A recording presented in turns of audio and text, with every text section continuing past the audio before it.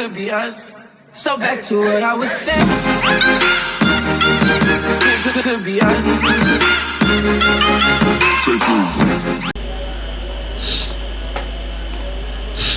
All of them are good dealing on the margin of a champion of attributes near attributes a champion of element a champion of find a blood to be solid. You know, by some ways we are fantastic. First dot is GM. Is your to somewhere. A bit balance of Jordima, shift near one new to be named.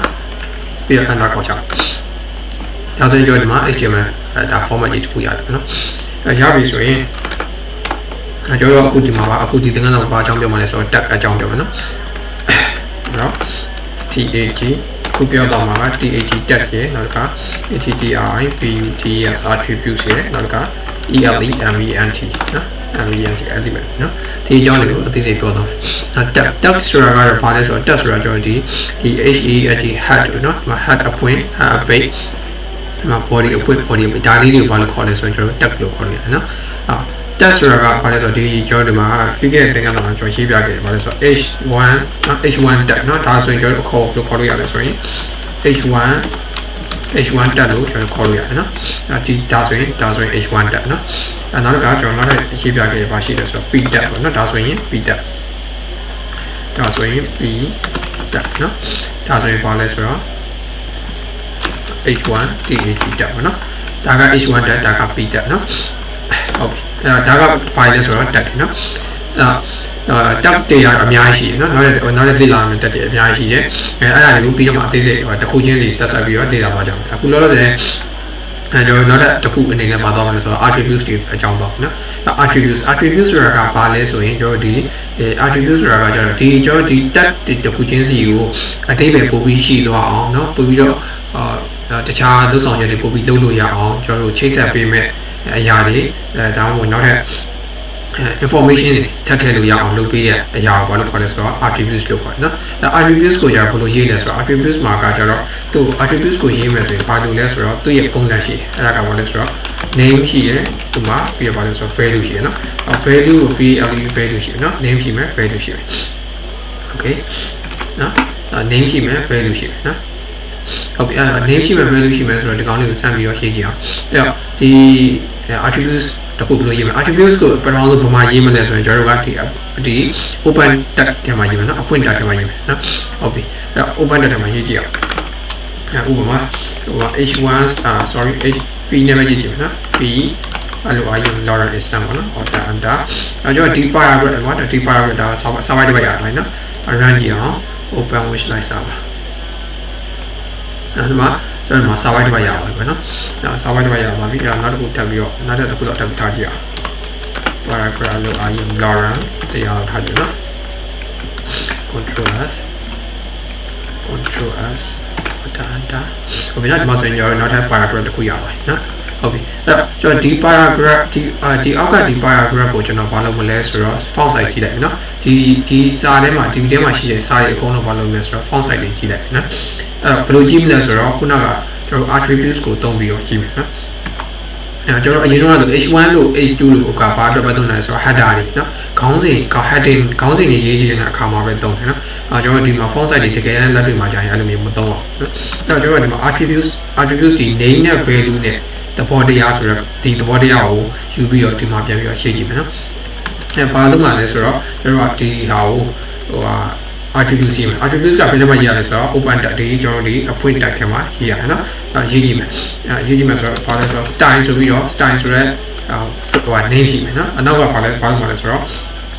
Found side, no? Joe Padman, found side genius, found side. Now, found side when you're about targeting another 25% of targets or 25% control same or that happens today. Majority targets are already my business as well. Salonia, OBG, Obina, this is only a G-Dog, suddenly that you're not attributes give up blue satellite as well. Strategy. We other demand not attribute strategy, no? And the false side here is another attribute strategy and the Jody and now semi-colonally and now, no? Semi-colonally and I will love you, but I don't know. False side here is also dash စာသား align စာသားကိုကျွန်တော်ဒီမှာဘာဖြစ်နေလဲဆိုတော့စာသားလေးကဒီမှာမညီမညာဖြစ်နေတာနောက်အဆုံးသက်တွေအဆင်မပြေဖြစ်နေနော်အဲဒီစာသားလေးကျွန်တော်တို့ dash align ကြည့်ကြည့်မယ်နော် dash align ကြည့်ကြည့်မယ်ဆိုတော့အနောက်က test dash align ဆိုပြီးတော့ justify justify ဆိုရဲ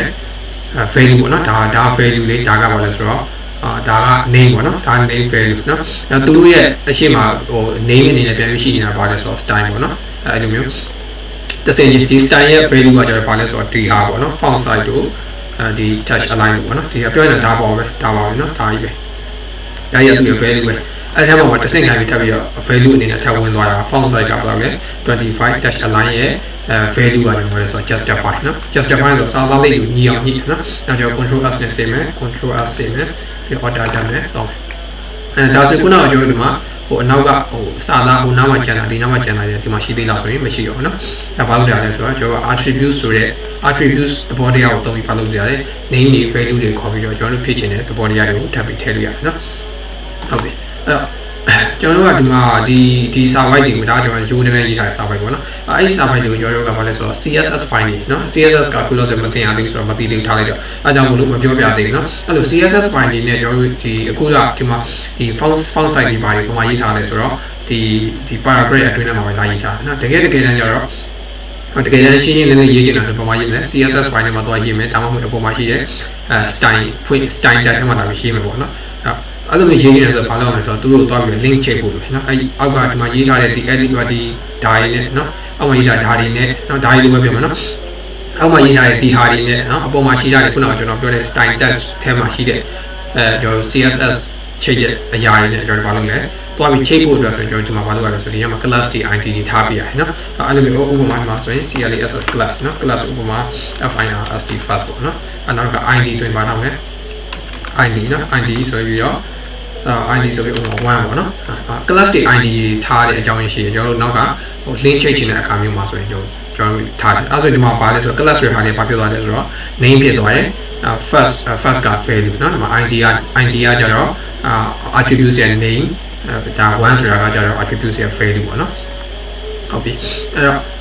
အဲ့တော့ကျွန်တော်နောက်ထပ်ဒီ attributes လေးနဲ့ထပ်ကြည့်အောင်နောက်ထပ် attributes တွေဆိုရင်ဘာရှိအောင်လဲဆိုတော့ကျွန်တော် color ပေါ့နော်လောလောကူဖြစ်လို့ရအောင်အဲ့တော့ဒီ h1 လေးကိုကျွန်တော် color ပြောင်းကြည့်အောင်နော်အဲ့ color ပြောင်းကြည့်ဆိုတော့ sty style ထဲမှာနော် style နဲ့ဘာလဲဆိုတော့ color နော် color နောက်ကဘာလဲဆိုတော့အရောင်လေးပေးကြည့်အောင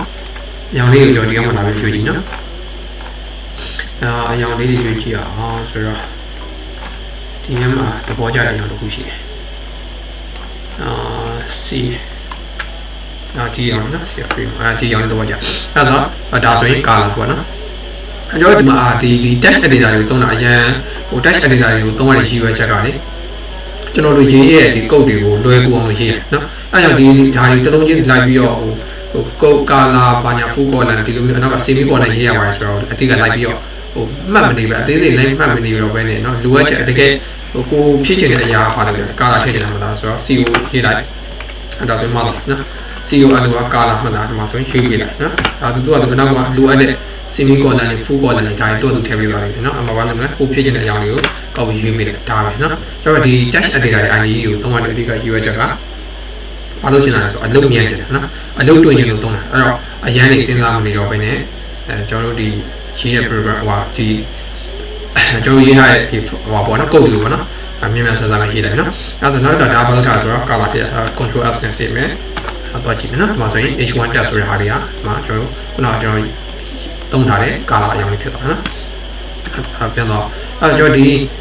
ီဒါဆိုရင်ကျွန်တော်ဒီမှာ paragraph ဒီ paragraph ထဲမှာကျွန်တော် Lauren ထည့်တယ်နော် Lauren ထည့်လိုက်ပြီးတော့ Lauren ထည့်ပြီးတော့ဒီကောင်လေးကိုကြာတော့ဘာလုပ်မလဲဆိုတော့ background color တွေထားတယ်နော်background color ထားကြရင်ဘာလုပ်လဲ style ကိုရေးမယ်နောက်ကကျသူ့ကျတော့နောက်ကကွဲသွားနော်နောက်တစ်မျိုးဖြစ်သွားတယ်ဘာလဲဆိုတော့ဒီမှာ background color လေးထားမယ်နော် background color ထားမယ်သူ့ကျ background color ကိုကျတော့နည်းနည်းလေးdark gray လောက်ဒီလောက်ထားမယ်နော် dark gray ထားမယ်အဲ့ဆိုရင် sign ရ control s နဲ့ save မယ်တွားကြည့်မယ်နော်နောက်ကျတော့ဒီမှာသူ့ရဲ့ background color လေးဒီလိုမျိုးလေးဖြစ်သွားတယ်နော်ဟုတ်ပြီနော်အဲ့တော့ကျွန်တော် attributes တော်တော်များများတည်သွားပြီ by တည်သွားတယ်ဆိုတော့ကျွန်တော်ဒီမှာ color တည်နော် background color တည်သွားပြီနောက်တော့ဒါရတော့ဒါပြီးခဏခဏရေးရမယ်နောက်ပိုင်းခဏခဏကြုံရမယ်ဟောဒီ attributes တွေပေါ့နော်ပြီးရပါတည်ရဆိုတော့ဒီမှာ font size တည်တယ်နော် dash align လေးတည်ပါတယ်နော် ဟုတ်ပြီပြောတော့က found family တွေပါတွားပြီးတော့ရွေးလို့ရတယ်နော်အဲ့ဒါဆိုရင်ဘာရှုံလဲဆိုတော့ကျွန်တော်ဒီစာသားလေးကိုဒီ H1 ကိုကျွန်တော်တိုက်တယ်ပါဆိုတဲ့အကြောင်းလေးတိုက်တယ်ဆိုတဲ့အကြောင်းပြောချင်တယ်ဆိုကျွန်တော်သုံးရရတာလို့ရှိအဲ့ဒါပါလဲဆိုတော့ style ထဲမှာအဲ့ဆိုနောက်တစ်ခုတော့ရေးကြည့်အောင်နော်အဲ့ဒါ H1 ထားတယ်နော် H1 ထားတယ်နော်this is a ti ထိုက်တယ်ပေါ့နော် this is a title ဆိုတော့ဒီနောက်မှာလာပြီးတော့ဘာလုပ်လဲဆိုတော့ ti title ဆိုပြီးပါလဲဆိုတော့ဒါက main title ပေါ့ main ti title ပေါ့နော်အဲ့ stage မှာ control s adapter နော်အဲ့တော့ကျွန်တော်ခုနက title ဆိုတဲ့ကောင်ကဟိုဘာမှတော့မသိတာဘူးเนาะဒီတိုင်းပဲဘာမှမသိတာအဲ့သူ့ကိုသိတာဘာလဲဘယ်လိုလုပ်ရဆိုတော့သူ့ရဲ့ခုနကထားထားတဲ့ဒီမှာကျွန်တော်ဒီမှာthis is a title ဆိုတဲ့အဲ့ကောင်လေးကိုအဲ့ဒီ body မှာ mouse cursor လေးတော့တင်နေတယ်เนาะဒါဆိုရင်ဘာလေးပေါ်လဲဆိုတော့ဒီမှာ main title ဆိုပြီးတော့ပေါ်ရเนาะmouse ကိုနည်းနည်းလေးအပေါ်လေးပဲတော့တင်ထားလိုက်เนาะဘာမှလုပ်ရမလို့ခဏနည်းနည်းလေးကြာကြာလေးတင်ထားလိုက်เนาะအဲ့ဆိုရင်ဒီမှာ main title ဆိုပြီးတော့ပေါ်လိမ့်မယ်เนาะဒါပြောရင်ဘာလဲဆိုတော့ဒီပြတဲ့ဟာတွေဘာလို့ခေါ်လဲဆိုတော့ to table ခေါ်တယ်เนาะအပေါ်မှာ main title ပြနေတဲ့ဟာတွေကို to table ခေါ်တယ်เนาะမသိမှဆိုတော့ကျွန်တော်နည်းနည်းရေးပြမယ်t o ti 2 table เนาะဒါကိုဒီဟာလေးကို to table ခေါ်တယ်เนาะအပေါ်မှာပြနေတဲ့ဟာလေးဟုတ်ပြီအဲ့ဆိုရင်ကျွန်တော်ဘာသိသွားလဲဆိုတော့ title ဆိုတဲ့ attributes လည်းသိသွားပြီเนาะအဲ့ဒါက style ဘာညာလည်းသိပါနော်ဒီကောင်လေးကဟိုကြိုက်တဲ့နေရာမှာရေးလို့ရတယ်ကျွန်တော်ဒီမှာ ဒီ paragraph မှာရေးချင်တယ်ဆိုလည်းရတယ်ပေါ့နော်ဒါဆိုရင်မထိုက်တယ်ပေါ့နော်ဒါဆိုရင် FIR ST first PER ရပါတော့နော် control S ဒါဆိုရင်ကျွန်တော်ဒီပေါ်မှာအဲ့ဒါတင်လာနော်ကျွန်တော်ဒီပေါ်မှာကာစာလေးတင်လိုက်တယ်ဆိုရင်သူရဲ့ဒီ2တင်ပြမယ်နော်ဒါဆိုရင်အခုဒီလင်္ကာစာမှာကျွန်တော်ဘာအကြောင်းပြောခဲ့ရလဲဆိုတော့တက်အကြောင်းပြောတယ်အခု attributes တွေအကြောင်းပြောနော်ကျွန်တော်နောက်ခုကျန်တယ်နောက်တစ်ခုကဘာလဲဆိုတော့ element နော် element ဆိုတော့တခြားဘာမှမဟုတ်ဘူးဒီကျွန်တော်ဒီတစ်ခုလုံးထားအောင် element ခေါ်တယ်နော်ကျွန်တော်ဒီ HTML မှာ file ထဲမှာပါတဲ့ဒီ component ကိုဒီလိုအဖွဲ့အစည်းတစ်ခုbody ဆိုဒီ body ပေါ့နော်ဒီ body အကုန်လုံး body အဖွင့်အားနေပြီး page အကုန်လုံးဘာလို့ခေါ်လဲဆိုရင် element တစ်ခုပေါ့နော်